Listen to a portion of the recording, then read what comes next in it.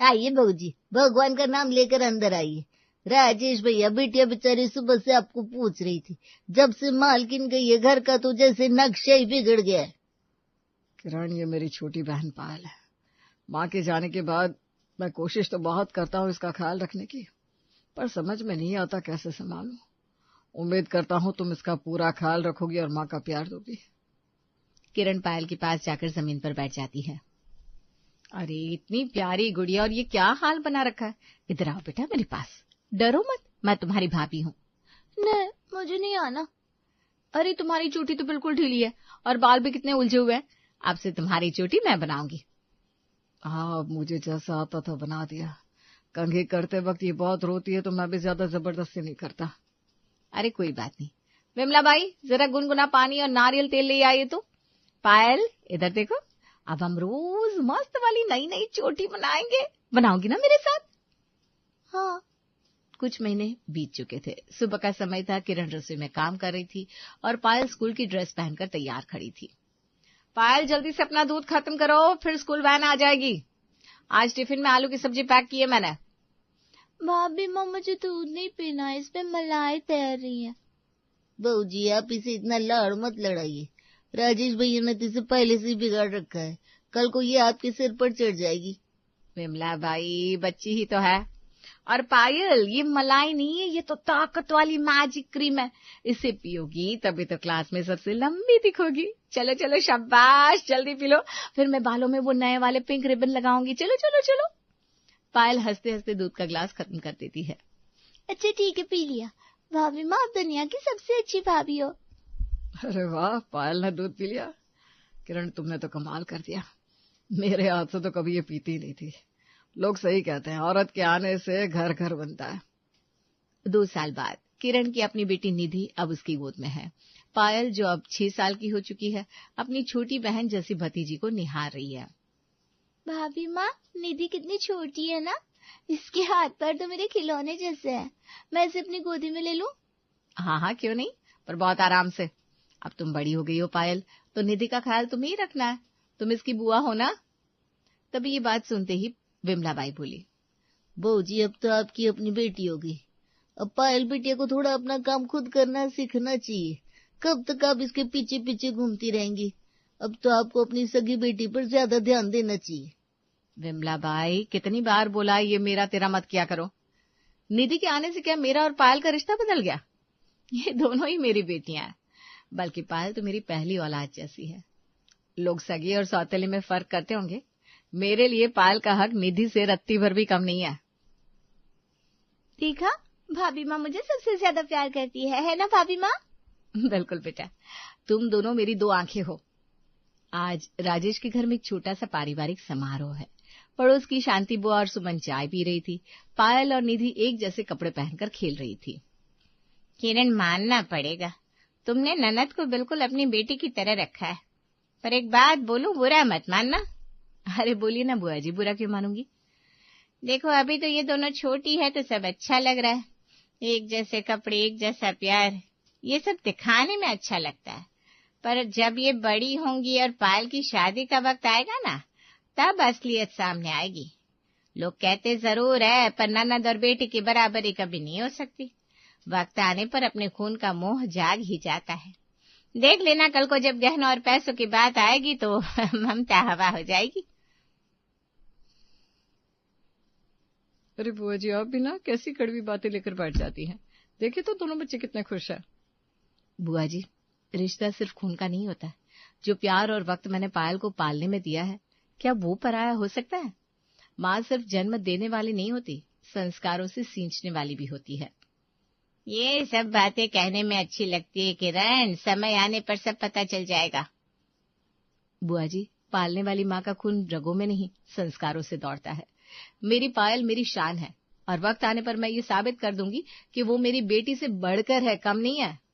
20 साल बाद पायल अब 28 साल की है और निधि 22 की, और आज दोनों किसी पार्टी के लिए तैयार हो रही है। वो प्लेसी वाली इयररिंग्स दे दो ना। निधि, अभी पिछले हफ्ते ही तो नया लिए थे तुमने, वो पहनो ना। अच्छा चलो ले जाओ। और देखो, ये काजल फिर से बाहर निकाल दिया तुमने, इधर आओ ठीक कर दो। इसीलिए तो मैं कहती हूँ आप मेरी बुआ नहीं है, मेरी बड़ी बहन हो। मम्मी तो बस डांटती रहती है, एक आप ही हो जो मुझे समझती हो। तभी किरण कमरे में आती है। अच्छा, तो मैं सिर्फ डांटती हूँ? भाभी आप ही ना इसकी बातों को सीरियसली क्यों लेती हो?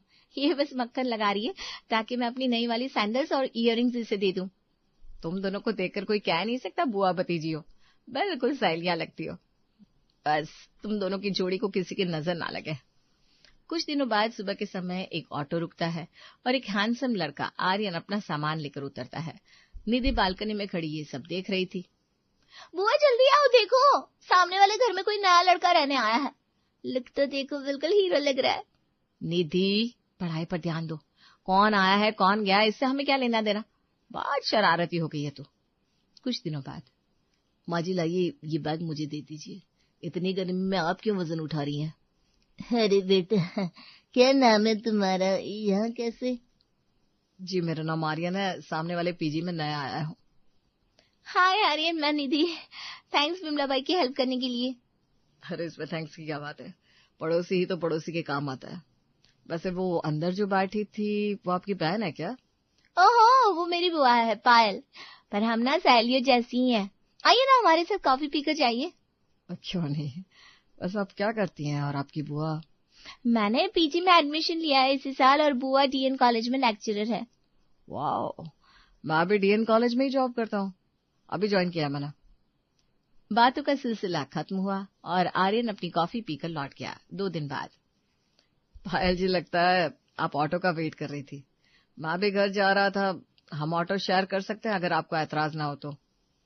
Okay sure. पायल और आर्यन अक्सर ही कॉलेज आते जाते एक दूसरे से मिलते और बातें किया करते। निधि, ये परफ्यूम मैं तुम्हारे लिए लाया था, आई होप तुम्हें अच्छा लगेगा। और ये पायल के लिए कुछ किताबें मेरी तरफ से उन्हें दे देना, आज मेरा बर्थडे है तो मेरी तरफ से रिटर्न गिफ्ट ही समझ लो। वाह, आर्यन को मेरी पसंद नापसंद का कितना ख्याल है। घर पहुंचकर, बुआ आपसे कुछ कहना चाहती हूँ। हाँ बोलो। बुआ वो आर्यन ना मुझे बहुत अच्छा लगता है, आपको कैसा लगता है वो?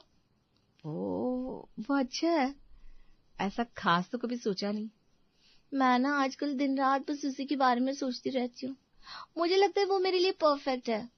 बुआ कि मैं मम्मी से कह दूं वो आर्यन के घर वालों से बात करे, लेकिन आपसे पहले मेरी शादी के लिए मम्मी मानेगी क्या? निधि के मुंह से ये बात सुनते ही पायल का चेहरा फीका पड़ जाता है, पर वो अपने आप को संभाल कर कहती है, अगर तुम खुश हो निधि तो भाभी से जरूर बात करो, तुम्हारी खुशी से बढ़कर मेरे लिए कुछ नहीं है। मैं भाभी से बात करती हूँ, मेरा भी शादी का मन नहीं है, मुझे पीएचडी करने का मन है, तो तब तक तुम्हें क्यों वेट कराना। ओह आई लव यू बुआ, अब देखना आर्यन के आने से हमारा घर और भी खुशहाल हो जाएगा, आपको पता है ना कितना अच्छा है वो। निधि सो चुकी थी, लेकिन पायल की आंखों में नींद का एक कतरा भी नहीं था। वो चुपचाप उठी और खिड़की के पास जाकर बाहर देखने लगी। सामने वाले पीजी की बालकनी की लाइट अभी भी जल रही थी, शायद आर्यन अभी भी जाग रहा था। पायल के चेहरे पर एक दर्द भरी मुस्कान आई, जिसे वो दुनिया की नजरों से छुपाकर रात के अंधेरे में खुद से साझा कर रही थी। उसे पता था कि आने वाला वक्त उसके लिए बहुत मुश्किल होने वाला है। क्या बात है पायल, आजकल मुझे देखकर मुंह क्यों फेर रही हो? सब ठीक है ना? हाँ, खराब क्या होगा, बस सोच रही हूँ जॉब चेंज कर दूं। लेकिन क्यों? चंडीगढ़ से अच्छा ऑफर है, वहां ज्वाइन करना चाह रही हूँ, वैसे भी यहाँ मन नहीं लग रहा। अरे क्या हुआ अचानक? आर्यन मुझे पीएचडी करनी है, मैं अपना फोकस क्लियर रखना चाहती हूँ। वैसे भी तुम मेरे साथ नहीं निधि के साथ अच्छे लगते हो। क्या?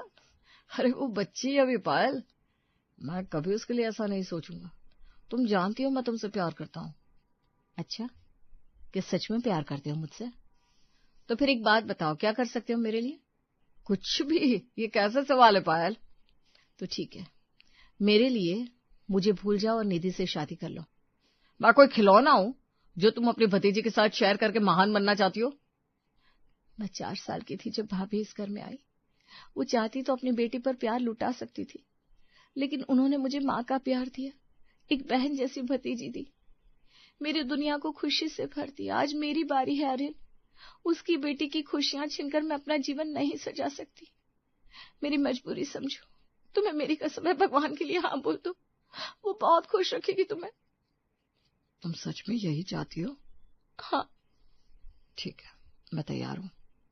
घर आकर, निधि भाभी को बुलाओ, आर्यन के बारे में बात करने का समय आ गया है। ये क्या बात कर रही हो तुम? निधि की शादी? अरे लेकिन उसकी शादी की कौन सी जल्दी है हमें? अभी पढ़ाई पूरी नहीं हुई इसकी, शादी पहले तेरी होगी। भाभी मुझे शादी नहीं करनी, मुझे आगे पढ़ना है, और वैसे भी अभी मुझे जॉब का ऑफर आया है, मैं दूसरे शहर शिफ्ट हो रही हूँ, मुझे अभी कई साल चाहिए। अब निधि की शादी की बात चलाइए ना। अजीब बात है, इसकी शादी की इतनी जल्दी क्यों है तुम्हें? क्योंकि मम्मी मुझे आर्यन पसंद है और मेरा बहुत पढ़ाई करने का कोई इरादा भी नहीं है। आप लोग बात चलाओ ना, मैं शादी के लिए तैयार हूँ। अरे दुनिया क्या कहेगी, ऐसे शादियां होती है क्या? एक बार बोला ना मुझे शादी नहीं करनी तो नहीं करनी, क्यों पीछे पड़ी हैं आप? ये कहकर पायल अपने कमरे में चली गई और अंदर से दरवाजा बंद कर लिया। किरण को समझ में नहीं आ रहा था, जो पायल कल तक इतनी शांत थी वो अचानक इतनी चिड़चिड़ी और विद्रोही कैसे हो गई। निधि ने पायल को छोड़कर अपनी माँ किरण का हाथ पकड़ लिया और उसे हिलाने लगी। मम्मी अब तो सुन लिया ना आपने, अब तो पायल बुआ ने अपनी मर्जी बता दी है, तो मेरे लिए हाँ बोलो ना, मुझे आर्यन बहुत पसंद है। मैं तो बस पूछो ही मत, प्लीज मम्मी प्लीज, आप बात आगे बढ़ाओ ना, उसकी फैमिली को मनाओ ना। निधि तू पागल हो गई है क्या? इतनी जल्दी क्या है? मम्मी अब जब बुआ को कोई दिक्कत नहीं है तो फिर रुकना क्यों है? मुझे वो लड़का पहली नजर में ही भाग गया था, प्लीज मम्मी अब ना मत कहना। उधर आर्यन के घर में भी गहमा गहमी थी। उसके माता पिता उसे समझाने की कोशिश कर रहे थे। देख बेटा, किरण जी का फोन आया था, वो अपनी बेटी निधि के लिए पूछ रहे हैं, क्या तू भी पसंद करता है उसे? आर्यन की आंखों के सामने पायल का वो शांत चेहरा घूम गया, पर उसने अपनी भावनाओं को दबाया और एक ठंडी सांस ली। ठीक है, आप हाँ बोल दो, मैं निधि से शादी करने के लिए तैयार हूँ। घर में शादी की तैयारियां शुरू हो गई थी। पायल अब काफी कटी कटी सी रहती थी और अकेले में अपनी डायरी में दिल की बातें लिखा करती थी। एक दिन निधि अपने कमरे में कुछ ढूंढ रही थी, तभी उसे अलमारी के पीछे पायल की पुरानी डायरी मिली। पन्ने पलटते ही निधि के होश उड़ गए। भाभी के एहसान, निधि की खुशी, मेरा प्यार, ये क्या है? बुआ और आर्यन एक दूसरे को पसंद करते थे। डायरी में लिखा हर शब्द निधि के सीने में चुभ रहा था। उसे अपनी बुआ के महान त्याग का पता चला तो वो खुद को संभाल नहीं पाई। हे भगवान, इतना सब कुछ चल रहा था और मैं अपनी शादी की खुशी में बुआ के चेहरे का गम पढ़ ही नहीं पाई। मैंने कितनी बड़ी गलती कर दी। बुआ मेरे लिए अपनी जिंदगी दांव पर लगा रही थी और मैं अपनी खुशियों के लिए बावली हुई जा रही थी। मुझे अभी मम्मी को बताना होगा। निधि रोते हुए डायरी लेकर सीधा रसोई की तरफ भागी। किरण रसोई में काम कर रही थी। निधि ने सिसकती हुई डायरी उसकी तरफ बढ़ा दी। किरण ने जैसे ही डायरी पढ़ी उसका चेहरा गुस्से से लाल हो गया। क्या है ये सब? ये पायल ने लिखा है? हाँ मम्मी, बुआ ने लिखा है। पायल, ओ पायल, बाहर आ अभी, आज मैं तुझे छोड़ने वाली नहीं हूँ। पायल सहमी हुई कमरे से बाहर आई। किरण ने बिना कुछ सोचे समझे उसे एक जोर का थप्पड़ मार दिया। राजेश और विमलाबाई भी शोर सुनकर दौड़ कर आए। ये सब करने की तेरी हिम्मत कैसे हुई? तुझे क्या लगा था हमें कभी पता नहीं चलेगा? तूने मुझे इतना पराया समझ लिया? इतनी बड़ी बात मुझसे छिपाई? क्या मैं अपनी एक बेटी का घर उजाड़ कर दूसरी का बसाऊंगी? भाभी, मैं तो बस आपके एहसानों का कर्ज उतारना चाहती थी। निधि की खुशी के लिए मैंने ये सब किया। वो मेरी बहन से भी बढ़कर है, उसका दिल कैसे टूटने देती है आप ही बताओ। आपके दिल को तो ठेस पहुंचाने का मैं सोच भी नहीं सकती। पागल लड़की, माँ का दिल तब टूटता है जब उसकी औलाद घुट घुट कर जीती है। तूने अपनी मोहब्बत की भीख किसे देने की सोची? वो आपको पता नहीं, पर मैं आपको अपनी बड़ी बहन मानती हूँ और मैं आपका घर उजाड़ के अपना घर बसाऊंगी, ऐसा तो हो ही नहीं सकता। मुझे आर्यन पसंद है, पर आप और वो एक दूसरे से प्यार करते हो, इस बात में बहुत फर्क है। आपने मेरी नादानी को इतनी बड़ी कुर्बानी में बदल दिया। सबसे बड़ी बात, जब आर्यन मुझसे प्यार ही नहीं करता तो बात यही खत्म हो जाती है। किसी से जबरदस्ती प्यार तो नहीं कराया जा सकता। आपने कैसे सोच लिया कि वो मुझसे शादी करके खुश रहेगा? ये शादी करवा कर आप सिर्फ 2 नहीं 3 जिंदगी बिगाड़ रही थी। किरण ने उसी वक्त आर्यन को घर बुलाया। घर का माहौल गंभीर था। किरण ने आर्यन और पायल को आमने सामने खड़ा किया। राजेश जी, आज फैसला होगा। हमारी पायल ने जो त्याग किया है अब और नहीं। बोलो आर्यन, क्या तुम भी शामिल थे इस नाटक में? मैं तो हमेशा से सिर्फ और सिर्फ पायल को ही पसंद करता हूँ, लेकिन पायल ने मुझे कसम दी थी।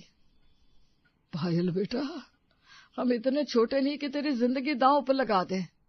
बुआ मुझे माफ कर दो, मेरा प्यार बस एक नादानी थी, पर आपका और आर्यन का रिश्ता सच्चा है। अब तो उन्होंने मेरी नादानी को सुधारने की बजाय खुद के रास्ते अलग कर दिए। अब बस आपको आर्यन से ही शादी करनी होगी। आर्यन, आपको मेरी बुआ का रिश्ता मंजूर है? चुप कर तू, कब से इतनी बड़ी हो गई? आपके कपड़े और मेकअप मांगकर यूज करने वाली यह लड़की आपसे आपका प्यार भी ले जाएगी? आपने ये बात सोची भी कैसे बुआ? और आर्यन आपसे ये उम्मीद नहीं थी? आपने एक बार खुलकर अपने दिल की बात कही होती तो क्या मैं इतनी नादान लगती हूँ सबको? मुझे माफ कर दो निधि, तुम सही कह रही हो, मैं तुम्हारा गुनहगार हूँ। लेकिन सच यही है, मैंने कभी एक पल के लिए भी तुम्हें उस नजर से नहीं देखा। तभी विमलाबाई बीच में बोल पड़ी। हाँ बीवी जी, आप लोग तो निधि बिटिया की बातों में आ गए, पर एक बात बताओ, उस रात मैंने देखा था पायल बिटिया अपने कमरे में फूट फूट कर रोई जा रही थी और कुछ लिख रही थी। मैं जब दूध देने गई तो वो अपने आप में ही कुछ बड़बड़ा रही थी। मुझे तो तब भी शक हुआ था, लेकिन छोटा मुंह बड़ी बात में सब मैंने कुछ बोला नहीं, वरना कल को लोग कहते मैं घर की बेटियों को बदनाम कर रही हूँ, इसलिए मैं चुप लगा गई। अरे विमला, तुम मुझे तो बताती, कैसी माँ हो रहे, मुझे खबर ही ना लगी मेरी बेटी के मन में क्या था। खुद को दोष मत दो बहू जी, आज आपने साबित कर दिया कि परवरिश जन्म से बड़ी होती है।